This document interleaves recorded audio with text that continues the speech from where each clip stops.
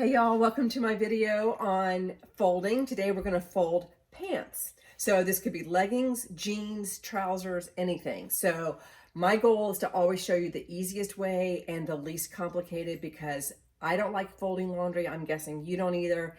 And it's so much easier to just do it quickly so that it's easy to find the clothes in your drawers and it's easy to put them back. So today I'm going to start off with a pair of leggings, all right? So the front is facing you and there's the back.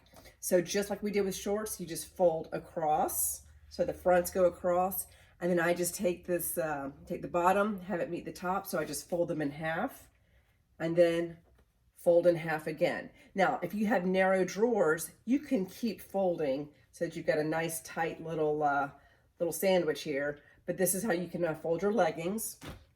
I'll show you with another pair. So again, make sure that they are right side out so that when you grab them, you're good to go. So fold across, okay? Bottom meets the top, and then just fold in half again. I always like to smooth this out one more time. And there's your leggings, okay?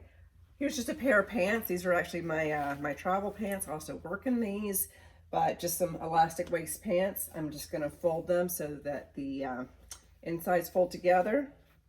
Go to the bottom, have it meet the top, and fold in half again. You can always smooth that out a little bit. So that's all stacked up. Same technique, guess what, for jeans, okay? I don't button the jeans. I just fold them across the front, grab the bottom, meet the top, and fold in half.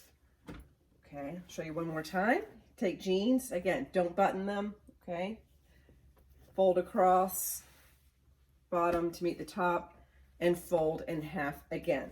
So what you end up having is a stack of jeans that you can slide in your drawer. I don't know if you can see this, and drop them in, and they're good to go. So it's easier to put them in, it's easier to take them out, and it's easiest to see everything that you have.